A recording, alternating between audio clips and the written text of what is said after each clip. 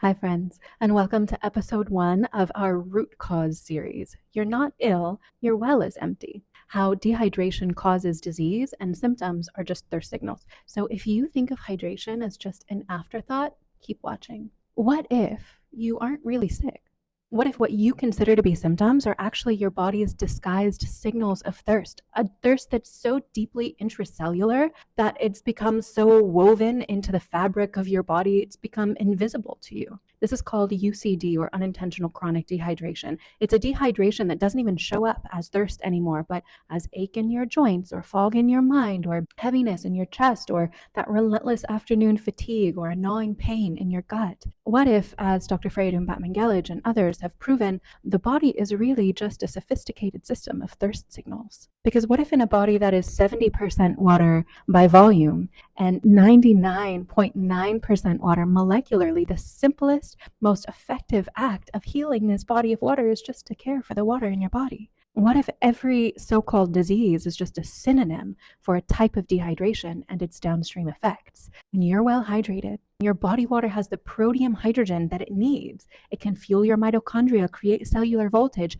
power your whole body to heal itself. When you're well hydrated, your biowater has the mineral composition that it needs to create any and every vitamin, mineral, enzyme, protein, etc. that it needs to survive, and you do not need to supplement them exogenously. When you're well hydrated, your fascia is wet and spongy, delivering water to each and every cell without holding on to dry, sticky adhesions where emotional pain or trauma or energetic stagnation are stored, and your lymph flows like a flowing river that can detoxify you instead of like clogged sewage that just marinates your tissues in toxins, creating inflammation and acidification and the downstream effects of that, which can be carcinogenic. When you're well hydrated, honey, I'm telling you, your body of water has what it actually needs to heal and to thrive, which is water. It's really that simple. And over the course of this series, I'm going to prove it to you. This is a new frontier of medicine, and this is the health revolution that is coming for the old medical paradigm, and it's coming like a flood. So stay tuned on this channel, because this is the first part of this new series that I'm doing, where I'm going to dive into some of the most common health issues that are facing people today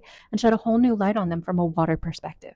As Dr. Batman-Gelage wrote, I have seen water completely reverse conditions such as asthma, angina, hypertension, migraine headaches, arthritis pain, back pain, colitis pain, and chronic constipation, heartburn and hiatal hernia, depression, chronic fatigue syndrome, high cholesterol, morning sickness, overweight problems, even heart problems needing bypass surgery. All these disease conditions responded simply and permanently to water. So it's really time that we stop treating cellular thirst with medications. It's time we start centering the primacy of water in all of our health strategies, because that's what nature does. In every living organism and in every ecosystem, nature puts water first. Shouldn't we do the same in our own health strategies? I want you to imagine for a moment that you are not a solid thing, but you're a living watershed. You're a network of tides and currents. Imagine that your blood is a river and your cells are little fishies and your brain is a shimmering sea of bioluminescent cerebral spinal fluid, and that your skin is the banks that hold it all. Imagine that every thought, every feeling, every spark of intuition, every act of healing is conducted by water, by the living intelligence of water, which is not an inanimate liquid, but a sentient, sovereign force of consciousness that shows up like a living liquid crystal within your biology. We can't treat it the same way we treat a bottle of Dasani. This is the hydrobiophysics of quantum biology. Now, the CDC, in a rare moment of candor, admitted that 75% of the US population is chronically dehydrated. But even that is a gross underestimation. Check out my last video on YouTube for more about that, because the doctors who are in the field, in the clinics, doing the measurements on phase angle and serum sodium levels and Bunton ratios and doing MRIs of intracellular fluid structure of thousands of patients and testing deuterium levels, which are all markers of hydration, not to mention the epidemic of demineralization. They say 100% of people are dehydrated.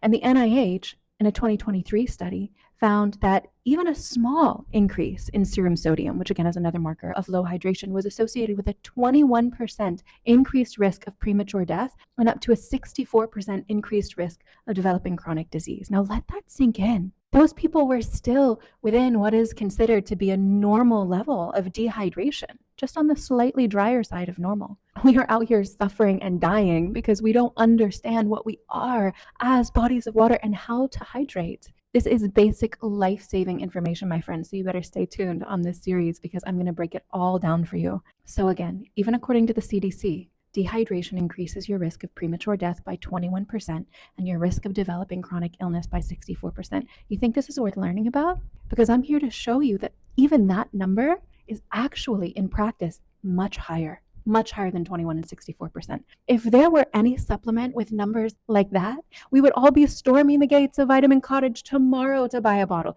If hydration were a supplement, it would be so effective that the FDA would ban it. It would be putting Big Pharma out of business. The water you do not drink today is the disease you will be diagnosed with tomorrow. Now, in this series, we're going to be taking a root cause look through an aquatic terrain lens at chronic pain, indigestion, Alzheimer's, mental health, stress, anxiety and depression, stubborn weight gain, cardiovascular disease, asthma and allergies, and more. So drop me a comment and let me know which health concerns in particular that you would like me to address from a water perspective. Now, it's important to know that this question of hydration is not just about drinking more water. I want to put that caveat out there to begin with. If it were that simple, everyone would just chug a bottle of Dasani and get well, right? Get well. Have you ever noticed how even the term being well refers to being a deep reservoir of water? That's what wellness is. But the problem is that we think that hydration is a matter of just drinking more water. It's about the amount and the quality of the water that's actually already within you, which is mostly a result of lifestyle, not how much you're drinking.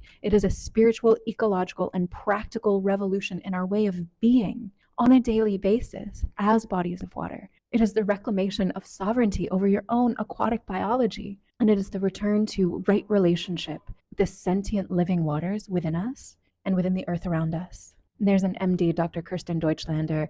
She's a medical doctor who's studied medicine for over 20 years. She actually became a doctor of traditional Western medicine, Chinese medicine, homeopathy, acupuncture, phytotherapy. 20 years she was studying to become a doctor in all these methods. And then she realized that without a healthy mind and a healthy psyche, there's really no cure. So then she became a psychotherapist. She trained in trauma therapy, EMDR, spiritual healing, etc. But in her words, she said, and I love this quote because it is so true, let this sink in. She said, I felt that always something was missing. And so I began to change my perspective. I thought, what is the basis of all of these methods of medicine? What connects all of these healing modalities? And so I came to the conclusion it must be the water. Because if you're not supplied with good water, or if the supply in the body is not enough, you can't heal with any method. And that's the reason I came to water research. And I can tell you it took 20 years. I needed 20 years of studying medicine to come to the point where I was really aware that it must be the water underlying every effective treatment. And I think that's a shame. You study years and years. No one tells you that water is really so important for health. So you see, hydration can't just be an afterthought, my friends. In a body that's 70% water by volume and 99.9% water molecularly, caring for your waters is the origin of health. As Dr. Carly Newday said, when we realize that aging and disease are byproducts or symptoms of the loss of structure in our cellular fluids, then we arrive at a more effective approach to treatment based on the actual mechanics of our biology. Research in the field of structured liquid crystalline water can, should, and eventually will revolutionize and transform healthcare and medicine, aging and life expectancy, disease treatment and prevention, including that of mental illness and genetic defects. And as Dr. Batman-Gellage said, it is unintentional chronic dehydration that causes pain and disease, including cancer in the body. As Dr. Masaru Emoto said, it is chronic water shortage in the body that causes most diseases of the human body. As Dr. Zach Bush said, if we could stay perfectly hydrated in the intracellular environment, our aging would slow down, if not completely reverse. As Dr. Alexis Carroll said, if we renew the fluid surrounding the cell at regular intervals, in other words, stay hydrated, then the pulse of life could go on forever. As Dr. Dana Cohen said, learning how to hydrate is the first step in treating and preventing chronic disease. Now, I could give you countless examples like this. I could go on and on and on from medical doctors who see it in action every day. So it's time we start listening to these doctors devoting their lives to this research.